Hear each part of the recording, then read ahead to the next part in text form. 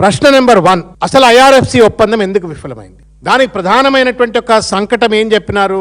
కిషన్ రెడ్డి గారికి రాసిన లేఖ ద్వారా మాత్రమే తెలిసింది. అది కూడా రేవంత్ రెడ్డి గారు కిషన్ రెడ్డి గారికి రాసిన లేఖ ద్వారా మనకు తెలిసింది ఏంటి అంటే, మెట్రో ఆదాయం, మొట్టమొదలుగా వచ్చే మెట్రో ఆదాయం అంతా కూడా ఆపరేషన్ అండ్ మెయింటెనెన్స్ నిర్వహణ కోసం మాత్రమే వాడాలా, తర్వాతే అప్పు చెల్లించాలా అని చెప్పని మినిస్ట్రీ ఆఫ్ అర్బన్ అఫైర్స్ వాళ్ళు చెప్పినారు. కాబట్టి రేవంత్ రెడ్డి ఏమో మోకాలు అడ్డం పెట్టినట్టుగా పెట్టి, మేము నిర్వహణ అనేది పక్కన పెడతాము, లోన్ మాత్రం మేము ముందు రీపే చేస్తాము అని చెప్పని ఇద్దరి మధ్యన పేచీ వచ్చింది. కాబట్టి ఆ లోన్ అమౌంట్ ఏదైతే ఐఆర్ఎఫ్సికి ట్రాన్స్ఫర్ అయిందో అది కాకుండా government of India or ministry of urban affairs ఎవడో అడ్డుపడ్డారు, కేంద్ర ప్రభుత్వం కిషన్ రెడ్డి గారిని మీడియేట్ చేయమని చెప్పని కోరినరు. నేనేమడుగుతున్నానంటే ఇవాళ రేవంత్ రెడ్డి గారిని, ఈ ministry of housing and urban affairs వాళ్ళు ఏదైతే ఆపరేషన్ అండ్ మెయింటెనెన్సే ప్రియారిటీ ఇవ్వాలా, లోన్ రీపేర్మెంట్ ప్రియారిటీ ఇవ్వద్దని చెప్పిండ్రు అని చెప్పని నువ్వు రాసిన లేఖలో చెప్పినావు కదా, ఇవన్నీ క్లారిఫై చేసుకోకుండా నేను ఐఆర్ఎఫ్సికి సంతకం పెట్టావా?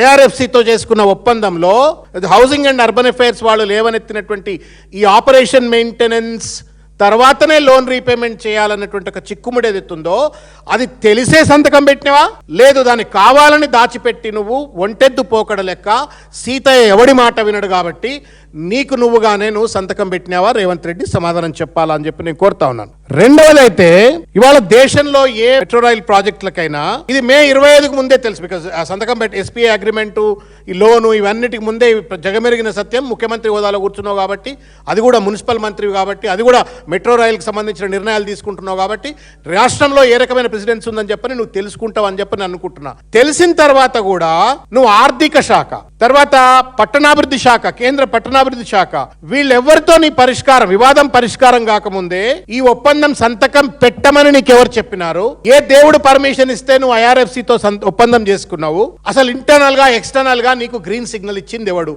నీ క్యాబినెట్ ఇచ్చిందా? నీ అంతరాత్మ ఇచ్చిందా? లేదు ఇంకెవరైనా కేంద్రంలో ఉన్నటువంటి ఒక బడే బాయిలు చోటే బాయిలు ఎవడన్నా నీకు చెప్పి సంతకం పెట్టమన్నారా? రేవంత్ రెడ్డి సమాధానం చెప్పు. ఎందుకు ఈ మాట నేను అడుగుతా ఉన్నానంటే, మళ్ళొక్కసారి నేను మిగతా 23 ప్రశ్నలకు పోయే ముందు నేను చెప్తా ఉన్నాను. కేసీఆర్ గారు 80,000 కోట్ల రూపాయలు పెట్టి కాళేశ్వరం ప్రాజెక్టు కట్టి అద్భుతంగా 1 కోటి ఎకరాలకు మాగాణిచ్చేటువంటి ఒక ప్రయత్నం చేస్తే దాంట్లో విధ్వంసం జరిగిందా, ప్రకృతి మొత్తానికి 2 పియర్స్ కూలిపోతే కేసీఆర్ గారిని అకౌంటబుల్ చేస్తూ ఒక జ్యుడిషియల్ ఒక సిట్టింగ్ జడ్జ్ తోటి నువ్వు కమిషన్ వేసి, ఎంత పెద్ద ఘోష్ కమిషన్ అని చెప్పి విచారణ జరిపినావు కదా.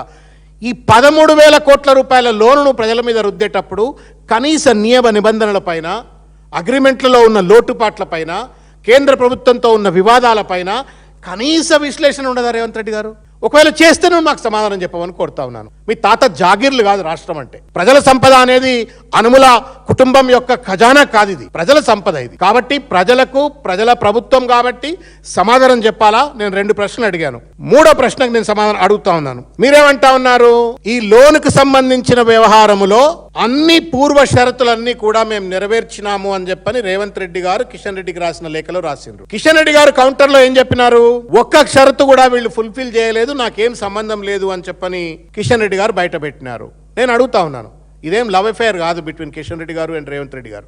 ఒకవేళ గనక రేవంత్ రెడ్డి గారు ఐఆర్ఎఫ్సితో చేసుకున్నటువంటి అగ్రిమెంట్ కానీ, కేంద్రంతో ఉన్నటువంటి అగ్రిమెంట్లో ఉన్న వివాదాలు కానీ పరిష్కరించుకున్నట్టయితే సంబంధిత లావాదేవీలు, సంబంధిత కండిషన్స్, ప్రెసిడెంట్ సాటిస్ఫాక్షన్ సర్టిఫికేట్ అని ఏదైతే ఐఆర్ఎఫ్సి ఇస్తుందో ఆ సర్టిఫికేట్ కాపీని నువ్వు బహిర్గతం చేస్తావా లేదా రేవంత్ రెడ్డి అని చెప్పి నేను ప్రశ్నిస్తా ఉన్నాను.